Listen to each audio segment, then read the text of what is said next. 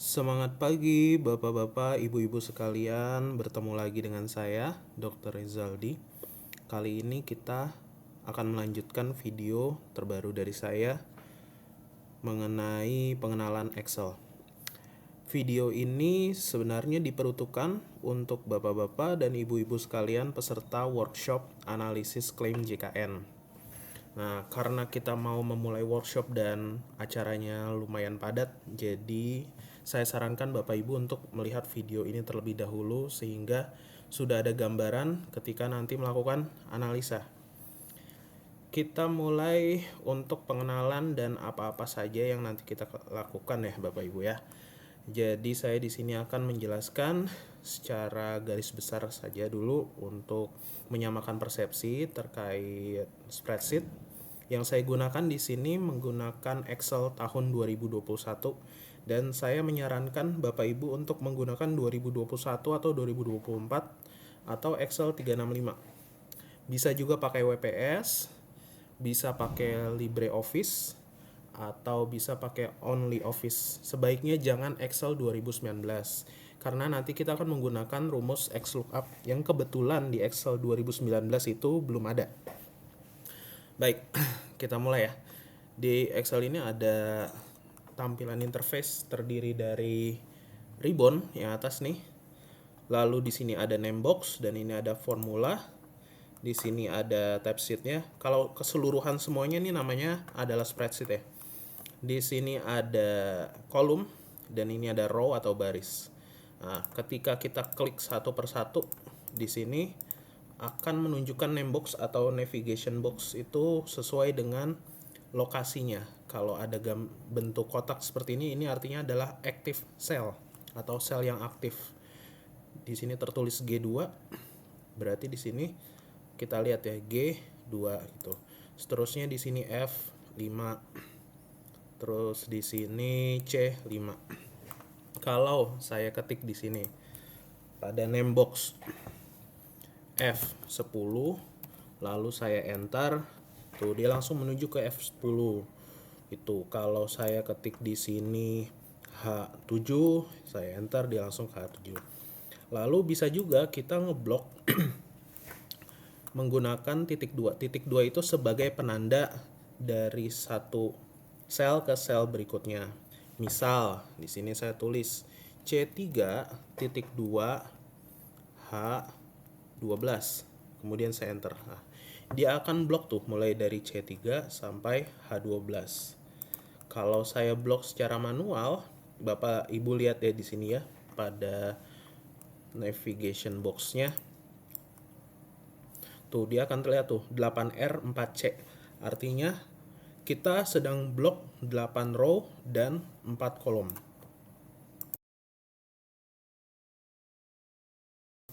Oke, kita mulai berikutnya lagi. Pengenalan mengenai copy and paste. Oh, tapi sebelumnya mohon maaf ya, tadi saya belum menjelaskan bahwa ketika kita memulai pastikan regionnya menggunakan Indonesia ya Bapak Ibu. Jangan menggunakan yang United States. Si laptopnya ini sudah harus diganti dulu nih menggunakan region Indonesia.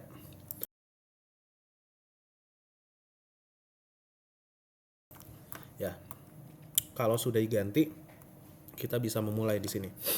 Pertama, untuk copy paste yang sudah biasa digunakan oleh Bapak Ibu adalah copy paste yang biasa, yaitu copy dan paste keseluruhan. Saya ambil contoh ya. Saya akan blok dari B2 sampai D4. Kemudian saya klik Ctrl C. Lalu saya taruh di sini di G2 Ctrl V. Nah, ini adalah copy paste, value dan formatting. Kemudian saya klik di sini nih ada tulisan Ctrl CTRL. Saya klik yang values. Nah, Bapak Ibu lihat di sini dia hanya mengambil angkanya saja, tidak mengambil format warnanya. Lalu di sini saya copy lagi nih dari Budi sampai Faris. Ctrl C.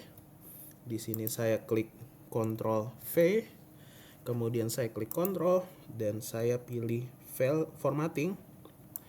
maka dia akan mengambil format dari ini. Nih, lihat tuh, semuanya menjadi rata tengah, warnanya juga ambil di sini, tapi value-nya tetap dari B2 sampai D4. Sekarang kita silang. Misal di sini kita copy, di sini kita paste, klik Ctrl, terus klik formatting. Lalu di sini kita ambil dari Budi sampai Faris, copy. Di sini Ctrl V. Kemudian di sini kita ambil values. Nah, lihat. Akan berubah formatnya mengikuti format ini. Tapi isinya value-nya ambil dari value yang ada di range ini. Bapak Ibu bisa lihat di sini kok kalau nama dia jadi rata kiri, tapi kalau angka rata kanan. Ya, memang Excel dan semua spreadsheet itu jika mengenali angka dia akan langsung otomatis rata kanan. Tapi kalau dia mengenali sebuah teks, dia akan otomatis rata kiri. Seperti itu. Nah, berikutnya kita akan mempelajari yang namanya absolute reference dan relative reference atau biasa disebut dolar. Nah, kita geser dulu ke sini ya. Nah, di sini angka 1 sampai 9 saya coba jumlahkan. Misal di sini sama dengan G2 ditambah H2 sama dengan 1 ditambah 2, 3. Kalau ini saya drag sampai ke kanan 3 dan ini saya drag sampai ke bawah 2. Lihat, dia akan mengalami pergeseran rumus atau formula. Di sini kalau kita klik G2 tambah H2. Di sini saya klik H2 tambah I2. Di sini saya klik I2 tambah J2. I2 tambah J2 adalah 3 ditambah 0 atau 0, berarti dia tetap 3. Begitu pula di bawahnya, dia akan terus bergeser angkanya kalau tidak kita lakukan penguncian atau absolute atau relative reference. Tapi kalau misalkan di sini G-nya kita kunci, kasih dolar, lalu kemudian saya geser ke kanan, kemudian saya geser ke bawah. Ya, lihat di sini dia akan G2-nya tetap tidak akan bergeser ke H. Begitu pula di sini G-nya tetap nggak akan bergeser ke I. Kemudian di sini dia G-nya tetap, tapi row-nya menjadi 3 karena yang kita kunci hanya kolomnya aja. Begitu pula yang ini tetap G-nya, tapi row-nya tetap berubah menjadi 3. Kalau yang di sini G-nya tetap, row-nya berubah jadi 4. Kalau di sini saya kunci juga angka 2-nya dengan dolar, kemudian saya copy rumusnya ke sebelah, copy rumusnya ke bawah. Lihat, di sini dia tetap G2, ketika di sini dia tetap G2, di sini dia tetap G2 karena kita kunci dua-duanya.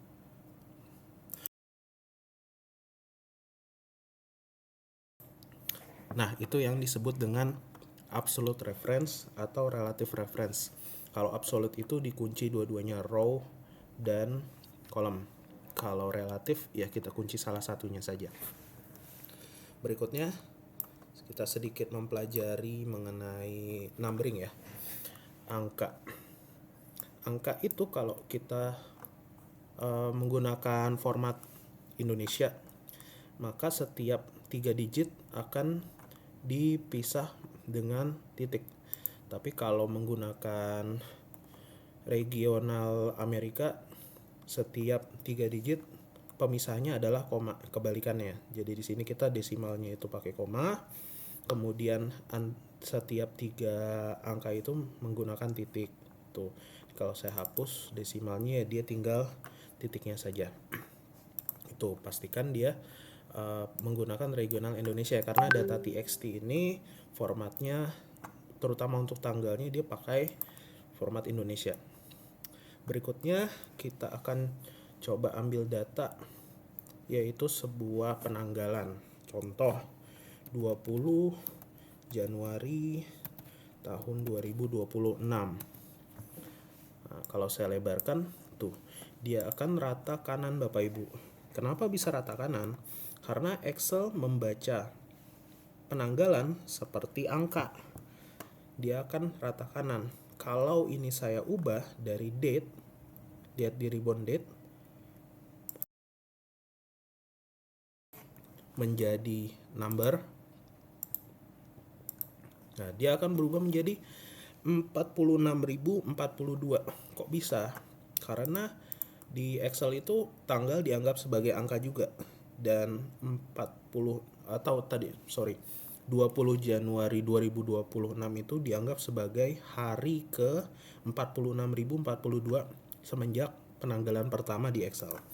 Kalau kita tulis di sini 0, terus 0 ini kita ubah menjadi long date, penanggalan panjang, dia menjadi hari Sabtu 0 Januari 1900. Kalau saya tulis di sini angka 1, nah, angka 1 itu akan berubah menjadi Minggu 1 Januari tahun 1900 gitu. Makanya Excel itu menganggap penanggalan itu sebagai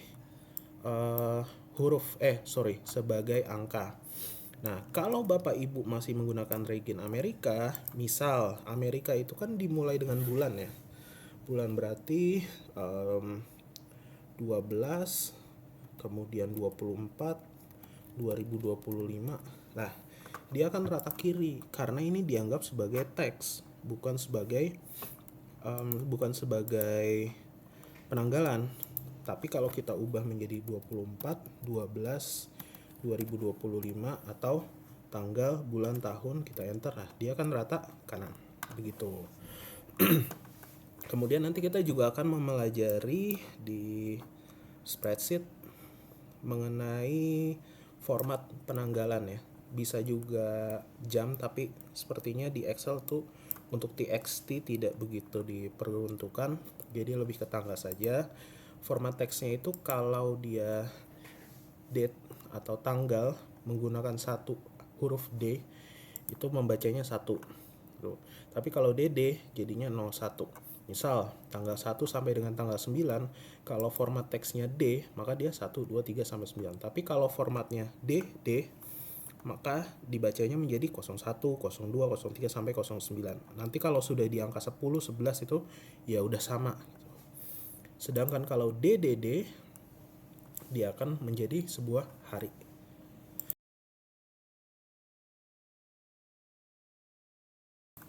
Kemudian untuk bulan juga sama ya. Bulan dan tahun ada formatnya juga dalam bentuk teks. Oke, seperti itu untuk pengenalan awal. Berikutnya adalah menjelaskan tentang shortcut. Nah, shortcut ini penting ya karena data Excel itu bisa belasan ribu sampai puluhan ribu, apalagi yang data kita olah beberapa bulan. Maka Bapak Ibu harus tahu untuk loncat dari satu data ke data berikutnya, karena kita menggunakan rumus tuh perlu shortcut ya, biar supaya lebih cepat aja. Kalau kita klik kontrol ditahan, kemudian klik kanan, dia akan loncat. Nah, lihat ya, loncat, loncat, loncat, loncat, loncat, loncat sampai dengan kolom paling terakhir. Kenapa seperti itu? Karena kontrol itu berfungsi untuk loncat dari data awal ke data paling ujung. Tuh. Kalau shift gunanya untuk blok. Nah, blok. Kalau kita klik kontrol kemudian ditahan, shift ditahan, lalu kita klik kanan bawah. Nah, lihat ya, dia akan ngeblok semua datanya dari ujung awal sampai ujung akhir. Ini sangat berguna sekali ya Bapak Ibu untuk kontrol shift. Kemudian kanan, bawah, bawah lagi, bawah lagi, bawah lagi gitu. Akan lebih cepat daripada Bapak Ibu harus ngeklik ditahan menggunakan mouse. Kalau pakai mouse, kalau tidak ada kan agak lebih sulit ketika menggunakan trackpad. Oke, seperti itu pembahasan saya. Mungkin kita akan lanjutkan dengan video berikutnya untuk persiapan pengolahan data TXT. Terima kasih dan selamat mencoba.